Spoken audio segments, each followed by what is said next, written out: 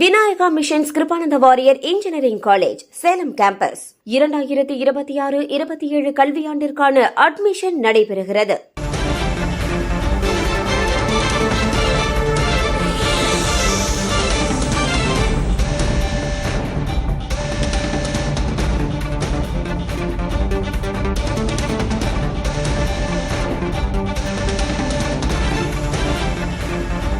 ஆளுநருக்கு அமைச்சர் வன்னியரசு கண்டனம் தெரிவித்திருக்கிறார். பொறுப்பு ஆளுநருக்கு பொறுப்பு வேண்டாமா என்று கேள்வி எழுப்பியிருக்கிறார் அமைச்சர் வன்னியரசு.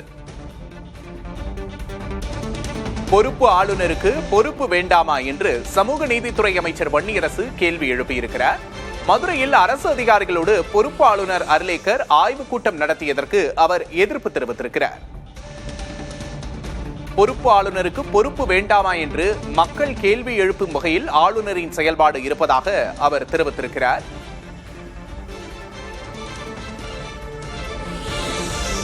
மதுரையில் அரசு அதிகாரிகளோடு ஆளுநர் ஆய்வு மேற்கொண்டதாக கூறப்படுகிறது. இந்நிலையில் அதற்கு அமைச்சர் வன்னியரசு கண்டனம் தெரிவித்திருக்கிறார்.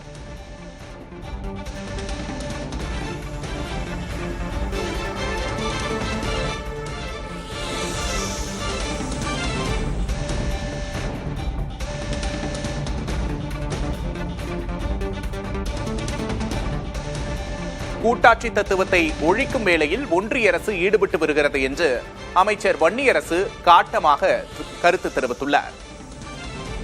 கூடுதல் விவரங்களை செய்தியாளர் சந்தானத்திடம் கேட்டு பெறலாம். சந்தானம், முழு விவரம் என்ன? விக்னேஷ், நேற்று மதுரையில ஆளுநர், ஆட்சியர், காவல்துறை ஆணையர் மற்றும் மதுரை மாநகராட்சி ஆணையர் மற்றும் மாவட்ட அதிகாரிகளுடன் ஆலோசனை செய்தது மிகப்பெரிய சர்ச்சையை ஏற்படுத்தியிருந்த நிலையில் தற்போது அமைச்சர் வன்னியரசு இதற்கு கண்டனம் தெரிவித்து அறிக்கை வெளியிட்டிருக்கிறார். அதில் மதுரையில் நிகழ்வு ஒன்றில் பேசிய தமிழ்நாட்டின் பொறுப்பாளர் ராஜேந்திர விஸ்வநாத் அர்லேக்கர், மதுரை வைகை ஆற்றை பார்த்தேன், ஆறு உள்ளது, நீர் எங்கே? துப்பாக்கி எடுத்து போருக்கு செல்வது மட்டுமில்லாமல் நதிகளை மீட்பதும் தேசப்பட்டதான். வைகையை மீட்க இளைஞர்கள் முன்வர வேண்டும். வைகை ஆற்றை யாரும் சீரமைக்காவிட்டால் ஆளுநர் மாளிகையை கலங்கணும் என்று பேசியுள்ளார். அதனைத் தொடர்ந்து மதுரை மாவட்ட ஆட்சியர், காவல்துறை ஆணையர், மதுரை மாநகராட்சி ஆணையர் மற்றும் மாவட்ட அதிகாரிகளுடன் ஆய்வுக் கூட்டத்தையும் நடத்தியுள்ளார் பொறுப்பு ஆளுநர் அர்லேக்கர்.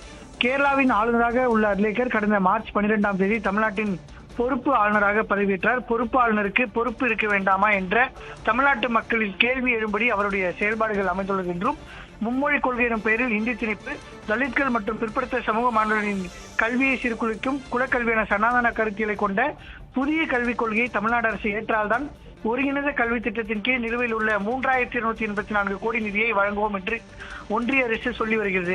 இந்திய அரசியலமைப்பு சட்டத்துக்கு எதிராக கூட்டாட்சி தத்துவத்தை ஒழிக்கும் வேளையில் ஒன்றிய அரசு ஈடுபட்டு வருகிறது. அரசியலமைப்பு சட்டத்தை பாதுகாக்கும் பொறுப்பு கொண்ட பொறுப்பு ஆளுநர் இது குறித்து வாய் திறப்பாரா என்று கேள்வி எழுப்பியுள்ளார். அதனைத் தொடர்ந்து அதே போல தமிழ்நாட்டின் நீர் ஆதாரமான காவேரி ஆற்றை தடுத்து நிறுத்தி எமது உரிமையை பறிக்கும் வகையில் மேகதாதுவில் அணை கட்டுவோம் என்று கர்நாடக அரசு சொல்லி வருகிறது. அரசியலமைப்பு சட்டத்துக்கு எதிராகவும் உச்சநீதிமன்ற தீர்ப்புகளுக்கு எதிராகவும் செயல்பட்டு வரும் கர்நாடக அரசுக்கு இந்திய அரசு ஒரு மறைமுகமாக தொடர்ந்து ஆதரவளித்து வருகிறது. தமிழ்நாட்டு அரசின் இசைவு இல்லாமல் கடும் எதிர்ப்பை மீறி மேகதாது அணை திட்ட அறிக்கையை தயாரிக்க கர்நாடக அரசுக்கு ஒன்றிய அரசு அனுமதி அளித்தது. தமிழ்நாட்டை பாலைவனமாக்கும் திட்டத்தை எதிர்த்து பொறுப்பாளர் வாய் திறப்பாரா என்று கேள்வியும் அவர் எழுப்பியிருக்கிறார். தமிழ்நாட்டின் வாழ்வாதார கோரிக்கைகளை குறித்து எதுவும் பேசாத ஆளுநர் அர்லேக்கர் அவர்களுக்கு முன்பிருந்த ஆளுநர் RN ரவி போலவே தமிழர்களுக்கு தொடர்பில்லாத தமிழ்நாட்டு மக்களுக்கு எதிரான கருத்துக்களை கூறி வருகிறார் என்றும், கடந்த ஜூலை 1ஆம் தேதி தான் தில்லியில் ஒன்றிய உள்துறை அமைச்சர் அமித்ஷாவை ஆளுநர் சந்தித்தார். அப்போது தமிழ்நாட்டின் நலன்கள் குறித்து உள்துறை அமைச்சருக்கு ஏதேனும் கோரிக்கை வைத்தாரா அல்லது அரசியலமைப்பு சட்டத்துக்கு விரோதமாக செயல்பட வேண்டும் என ஆலோசனை பெற்று வந்தாரா என்று கேள்வி எழுகிறது என்றும், 2014 ஒன்றிய பாஜக ஆட்சி அமைந்தும் தூய்மை கங்கை திட்டத்தை கொண்டு வந்தனர். நீர்வளத்துறையின் கீழ் செயல்படுத்தப்பட்ட இத்திட்டத்தின் கீழ் 2014 முதல் 2026 வரை செலவிடப்பட்ட 26,824.86 கோடி ரூபாய்க்கும் 26,000 கோடியை கொட்டிய பின்பும் கங்கை ஆற்றின் நிலை என்ன என்ற கேள்வி எழுப்பியிருக்கிறார். மனித பிணங்களும் அலைக்கழிவுகளும் தானே அதன் அடையாளமாக இன்றும் உள்ளது. இது குறித்து வாய் திறப்பாரா பொறுப்பு ஆளுநர் என்ற கேள்வி எழுப்பியிருக்கிறார்.